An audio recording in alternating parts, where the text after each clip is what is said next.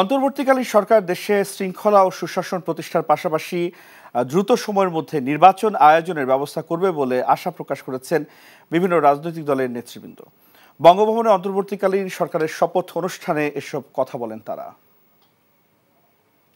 ৭১-এর মুক্তিযুদ্ধের চেতনায় গণতান্ত্রিক সুখী সমৃদ্ধ বাংলাদেশ, শান্তিময় বাংলাদেশ এবং এইবারকার ছাত্র জনতার আন্দোলনের তাদের যে লক্ষ্য, সেই লক্ষ্য আমরা পূরণ করা দেখতে চাই।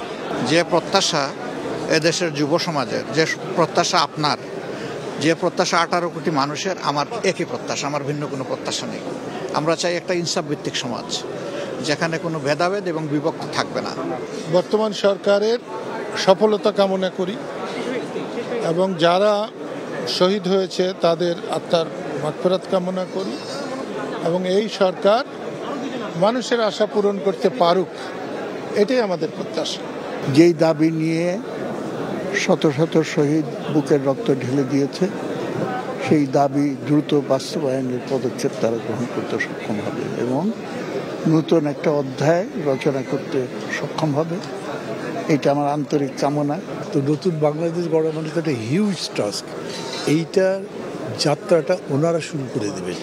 সাকসেসফুলি করলে ওই মানে ভালো একটা শুরু, বাকিটা শেষ করার জন্য সুবিধা হয়। Good start is almost the ending. তো সেই অর্থে আমি মনে করি যে তাদের কাছে অনেক কিছু প্রত্যাশা করবার আছে।